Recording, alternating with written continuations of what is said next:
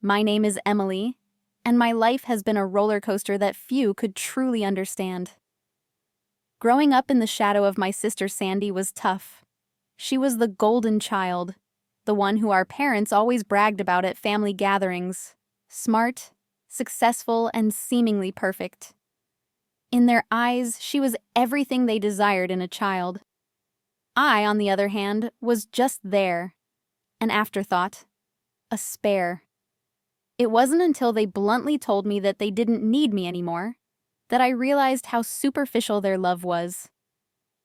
They explicitly said one genius child was enough and that I was merely a burden on their aspirations and resources. Can you imagine your own parents discarding you like an old toy?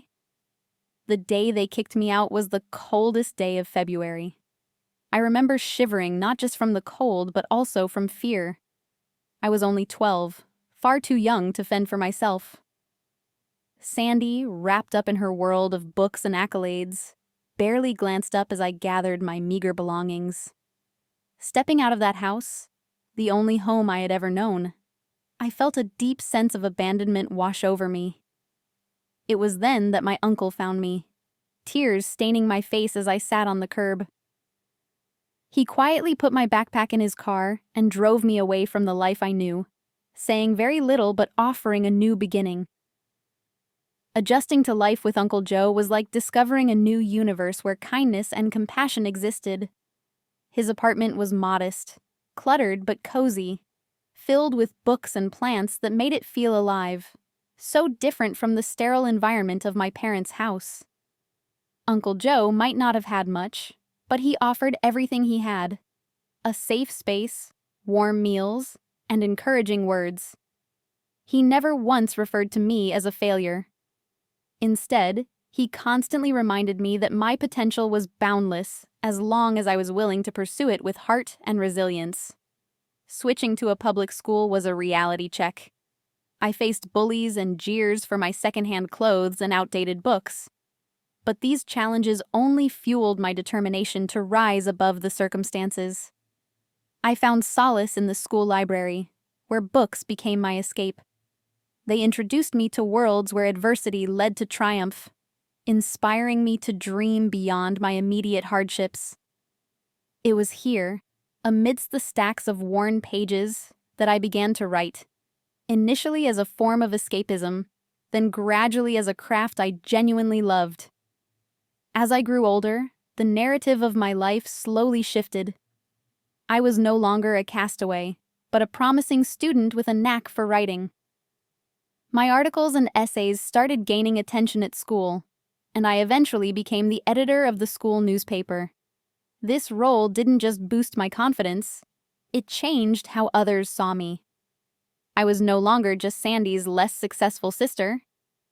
I was Emily, the writer, the resilient soul who had something meaningful to say. High school graduation was a bittersweet symphony of triumph and nostalgia. Uncle Joe and I looked at the scholarships I had secured, one to a respected university for creative writing, and we knew things were about to change again. That acceptance letter wasn't just a piece of paper, it was a testament to my efforts, a defiance of the low expectations set by my parents. I was venturing into a future crafted by my own ambitions, far away from the shadows of disdain cast by my family. University life was transformative. It wasn't just about academics. It was a journey of self-discovery and assertion. I thrived in my literature classes, engaged in student life, and embraced every opportunity to expand my horizons. My sophomore year marked a milestone when I published a short story in a national magazine. The story, based on overcoming adversity through inner strength, struck a chord with many, earning me not just acclaim but a sense of accomplishment that was entirely my own. My last year of college brought unexpected news. Sandy, the sister I had both envied and loved from a distance, called me in tears. She revealed that our parents had made a grave error in their relentless pursuit of perfection. They had misjudged her abilities. Her IQ scores weren't as high as previously believed. Just like that, they disowned her too, unable to face their own flawed expectations. It was a harsh reminder of the conditional love they offered us. Sandy's breakdown on the phone tore at my heart. Despite our strained relationship, she was still my sister, the only other person who truly understood the coldness of our parents' ambition. I immediately told her to come and live with me. That evening, she arrived at my doorstep, her life packed into a suitcase, mirroring the day I was forced to leave our family home. Together, we started a new chapter, unsure of the future but certain that we would face it together. Integrating Sandy into my life meant adjusting my routines and priorities. We spent nights talking about our shared past, dissecting every painful memory and every moment of neglect.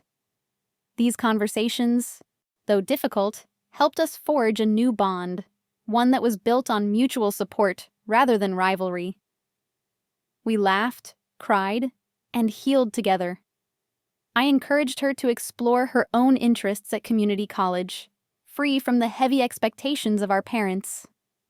After graduation, I secured a position at a publishing house. It wasn't the most prestigious job, but it was a start, a foothold in the industry I loved.